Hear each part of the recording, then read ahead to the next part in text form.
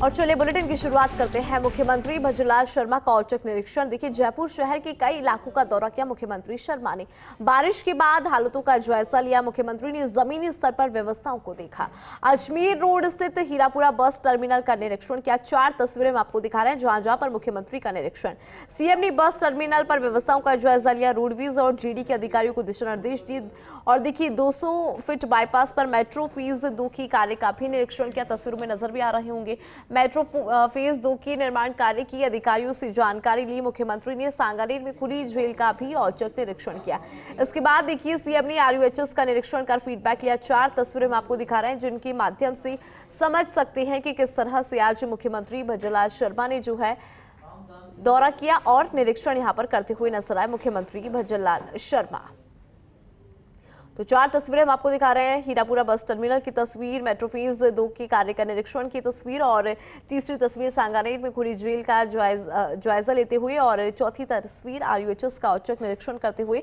और ये चारों तस्वीरें दिखाती हैं कि मुख्यमंत्री भजनलाल शर्मा किस तरह से आमजन की सुरक्षा और आमजन की सुविधाओं के लिए हमेशा तत्पर नजर आते हैं। आमजन की तमाम जो परेशानियां हैं वो यहां पर ना हो, उनको सुगम तरीके से हर चीज उपलब्ध हो, उसके लिए मुख्यमंत्री भजनलाल शर्मा ने खुद व्यवस्थाओं की जांच यहां पर की। आयु कहे कि निरीक्षण करते हुए नजर आए, जायजा लिया और न केवल जायजा लिया बल्कि जहां जहां कमियां नजर आई वहां पर अधिकारियों को दिशा निर्देश भी दिए गए। तो मुख्यमंत्री भजनलाल शर्मा की 4 तस्वीरें। हमारा सबसे पहले तो हीरापुरा पर अजमेर की तरफ से आने वाले जितने भी हमारी रोडवेज प्राइवेट बसें हैं उनके लिए बस स्टैंड बना है। तो आज उस बस स्टैंड को देखा था, क्योंकि जब शहर में जाते हैं तो कई तरह की परेशानियां होती हैं, वाहन ज़्यादा आ जाते हैं और उसका ठीक प्रकार से बस जाती है, वो समय शहर में लग जाता है, इसलिए सवारियां लेट होती हैं। उसको ठीक प्रकार से संचालन उसका हो, तो आज उसको देखा है। आने वाले समय में वो प्रारंभ होगा। दूसरा, हमारा मेट्रो का फेस प्रारंभ हुआ है, उसको हमने आगे उस बस स्टैंड तक बनवाने के लिए कि बस स्टैंड तक बने, जिससे कि किसी प्रकार की असुविधा लोगों को नहीं रहे जो बाहर से आने वाले हैं, उसका निरीक्षण किया। एक हमारा खुला बंदी शिविर खुली जेल है, उसमें 300 बेड का हॉस्पिटल सांगानेर के लिए बन रहा है, तो उसका एक मौका निरीक्षण किया था कि वो ठीक प्रकार से वहाँ बने, सब लोगों को सुविधा हो। आज ही आरयूएचएस का भी देखा है, यहाँ बहुत अच्छी बिल्डिंग अच्छा है, लेकिन ऐसा क्या कारण है कि यहाँ थोड़ा सा कम आते हैं। तो इसमें जो थोड़ी बहुत दिक्कत है, आज उनको कहा है कि निराकरण करके, और इसमें जो और हम क्या कर सकते हैं निश्चित रूप से करेंगे। राजस्थान की जनता को इसका फ़ायदा मिले। एक अच्छा हॉस्पिटल है, उसको एक पूरी तरह से, क्योंकि एसएमएस हमारा ऐसा हॉस्पिटल है यहाँ राजस्थान के ही नहीं अन्य प्रांतों के लोग भी उसमें आते हैं, उसका लोड कैसे कम हो, इस बारे में आज विचार विमर्श किया है। सभी अधिकारियों से चर्चा हुई है। निश्चित रूप से आने वाले समय में राजस्थान के अंदर कोई भी मरीज को किसी भी प्रकार की परेशानी नहीं हो, उसको सुगम इलाज हो, अच्छा इलाज हो, इस तरह की व्यवस्था राजस्थान के अंदर हो, इसलिए आज आरयूएचएस में आया था। और इसी बीच बड़ी जानकारी आपको दे दें, कोटा की रामगंज मंडी से जहां पर ट्रैक्टर ट्रॉली पर पलटने से 1 दर्जन से अधिक महिलाएं घायल हो गई। तकली डैम के पास हादसा हुआ। महिलाएं खेत पर कार्य कर ट्रैक्टर में सवार हो लौट रही थी गांव की तरफ और देखिए सभी घायल महिलाओं को रामगंज मंडी अस्पताल लाया गया। गंभीर घायल महिलाओं को झालावाड़ रेफर किया गया। तो बड़ी जानकारी आपको दे रहे इस वक्त की। देखिए, महिला खेत पर कार्य कर ट्रैक्टर में सवार लौट रही थी और देखिए सभी घायल महिलाओं को रामगंज मंडी अस्पताल लाया गया। बड़ी जानकारी इस वक्त की आपको दे रही हैं कोटा की रामगंज मंडी से इस वक्त की बड़ी खबर, बड़ी जानकारी।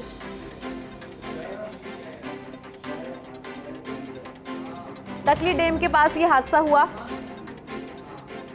और देखिए महिलाएं खेत पर कार्य कर ट्रैक्टर में सवार लौट रही थी गांव की तरफ। सभी घायल महिलाओं को रामगंज अस्पताल मंडी लाया गया और देखिए गंभीर घायल महिलाओं को झालावाड़ रेफर किया गया। तो बड़ी जानकारी आपको दे रहे हैं, रामगंज मंडी अस्पताल लाया गया है। कोटा की रामगंज मंडी से इस वक्त की बड़ी जानकारी, जहां पर ट्रैक्टर ट्रॉली पलटने से 1 दर्जन महिलाएं घायल हुई हैं। देखिए बड़ा हादसा यहां पर हुआ, 1 दर्जन महिलाएं घायल हुई। तकरी डैम के पास ये हादसा हुआ है। महिलाएं खेत पर काम करके ट्रैक्टर में सवार होकर अपने गांव की तरफ वापस आ रही थी और इस दौरान ये हादसा हो गया। हालांकि रामगंज मंडी अस्पताल सभी घायलों को लाया गया है।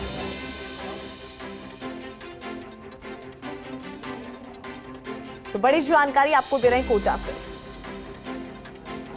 आगे बढ़ेंगे, जानकारी दे दें कि सामाजिक न्याय एवं अधिकारिता मंत्री अविनाश गहलोत चित्तौड़गढ़ के दौरे पर रहे। उन्होंने चित्तौड़गढ़ दुर्ग स्थित अपनी कुलदेवी बाण माता, अन्नपूर्णा माता और भैरोजी के मंदिर में विशेष पूजा अर्चना कर आशीर्वाद दिया।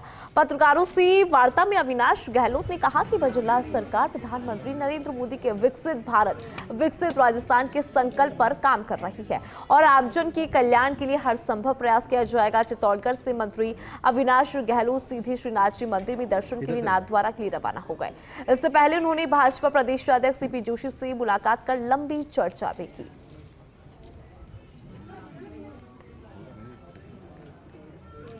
में देव दर्शन यात्रा के तहत हमारी कुलदेवी बाण माता जी, अन्नपूर्णा माता जी और भैरोजी महाराज के दर्शन करने का सौभाग्य प्राप्त हुआ है। चुनाव से पूर्व मैं कई बार आया हूं, लेकिन व्यस्तता के सब कारण इस चुनाव के बाद आना नहीं हुआ, तो आज यहाँ आकर दर्शन किए हैं। जयपुर के इंदिरा नगर स्थित जयपुरिया विद्यालय में श्री विद्या कोटि कुमकुमार्चन महायज्ञ का आयोजन हो रहा है।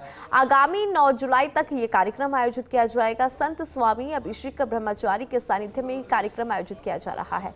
कार्यक्रम में धार्मिक अनुष्ठान के साथ साथ देश से जुड़ी महत्वपूर्ण विषयों पर चर्चा हो रही है। इसको लेकर एक बौद्धिक मंथन का आयोजन किया गया। विश्व गुरु भारत विषय पर मंथन हुआ। कार्यक्रम में राजस्थान के उप मुख्यमंत्री डॉक्टर प्रेमचंद बैरवा ने शिरकत की। इस अवसर पर युवा चेतना के राष्ट्रीय संयोजक रोहित कुमार सिंह ने उप मुख्यमंत्री का सम्मान किया। इस अवसर पर राजस्थान हाईकोर्ट के पूर्व न्यायमूर्ति जे.के. राका, भाजपा प्रदेश प्रवक्ता प्रताप राव, पूर्व विधायक रणवीर सिंह गुड़ा, बार काउंसिलिंग के अध्यक्ष भुवनेश शर्मा, ब्राह्मण महासभा के नेता सुरेश मिश्रा सहित अन्य लोग मौजूद रहे।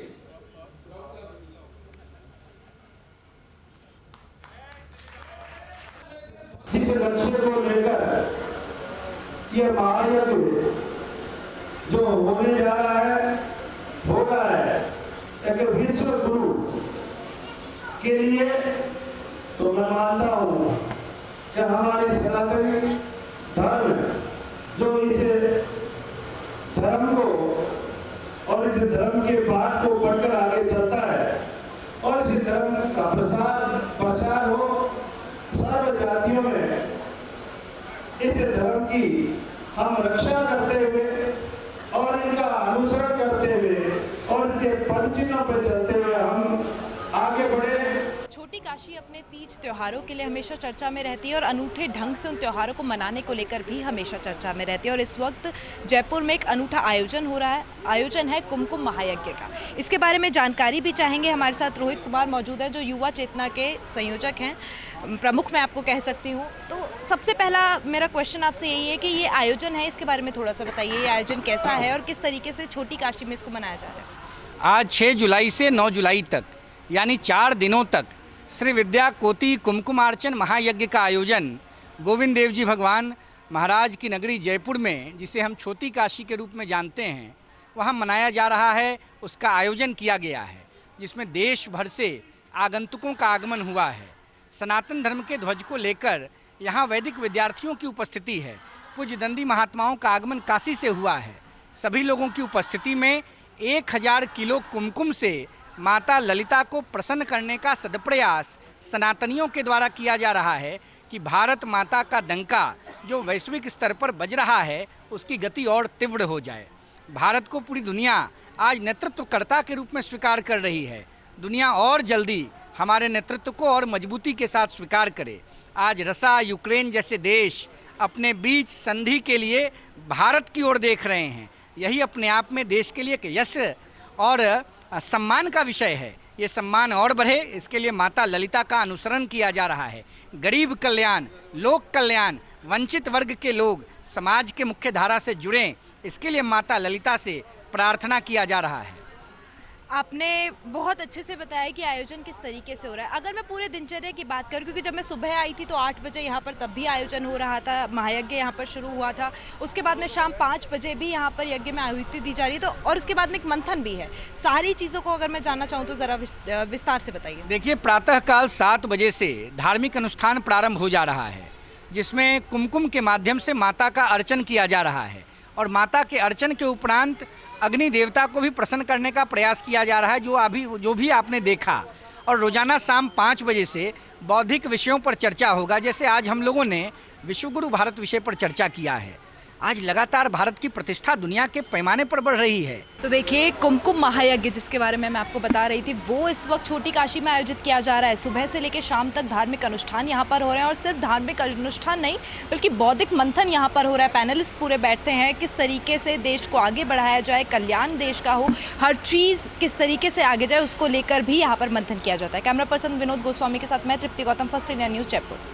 लापरवाही ने फिर एक मासूम की जान ली है। आंगनबाड़ी केंद्र से पोषाहार लेकर घर लौट रहा 7 साल का बच्चा बरसाती गड्ढे में गिर गया और डूबने से उसकी मौत हो जाती है। मामला चित्तौड़गढ़ जिले की रावतभाटा तहसील की बरखेड़ा पंचायत के फुट तालाब का है। आंगनबाड़ी के पास ही मोबाइल कंपनी ने टावर लगाने के लिए 1 साल पहले गहरा गड्ढा खोद डाला था। बारिश से गड्ढे में पानी भर गया और गड्ढे के पास से निकल रहे गोवर्धन का पैर फिसल गया और गड्ढे में डूब गया। मौके पर पहुंचे ग्रामीणों ने मासूम को गड्ढे से बाहर निकाला, लेकिन जब तक मासूम की मौत हो चुकी थी। परिजनों ने पुलिस को मोबाइल टावर कंपनी के खिलाफ कार्रवाई की मांग रखी है।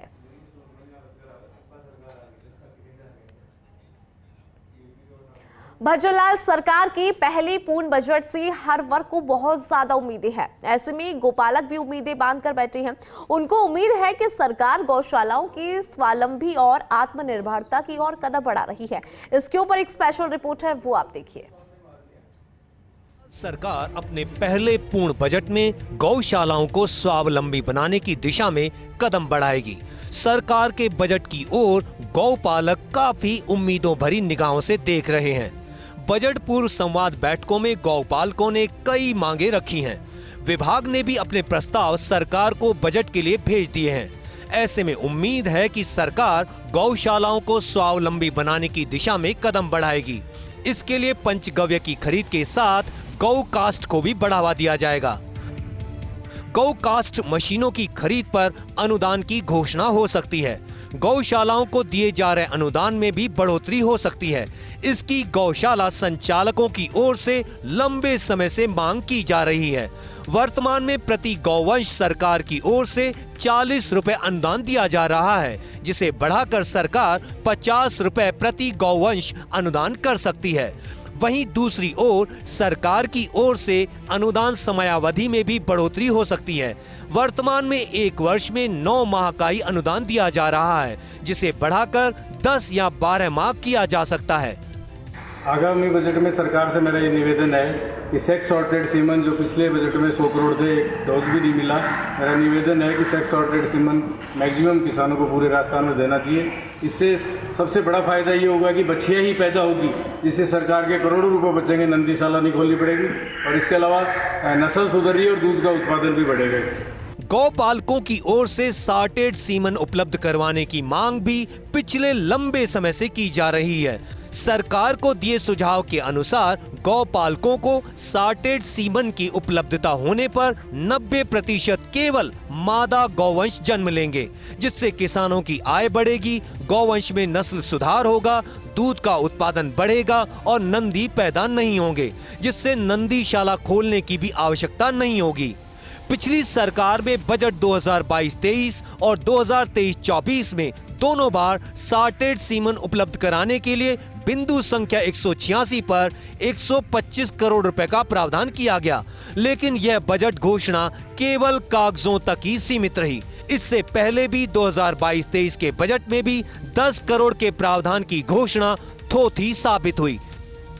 सॉर्टेड सीमन की उपलब्धता की मांग गौपालकों की ओर से लंबे समय से की जा रही है। 2022-23 के बजट में सरकार ने 10 करोड़ और 23-24 के बजट में 125 करोड़ रुपए का बजट प्रावधान किया गया, लेकिन ये घोषणा केवल कागजी साबित हुई और किसानों को सॉर्टेड सीमन की उपलब्धता अभी तक नहीं हुई है। इस बार फिर किसानों को उम्मीद है कि भजनलाल सरकार का पहला बजट है, ऐसे में इस बार गौपालकों के लिए सरकार की ओर से ये घोषणा की जा सकती है। इसके साथ ही सरकार की ओर से गौशालाओं को स्वावलंबी बनाने की दिशा में भी कदम बढ़ाए जा सकते हैं।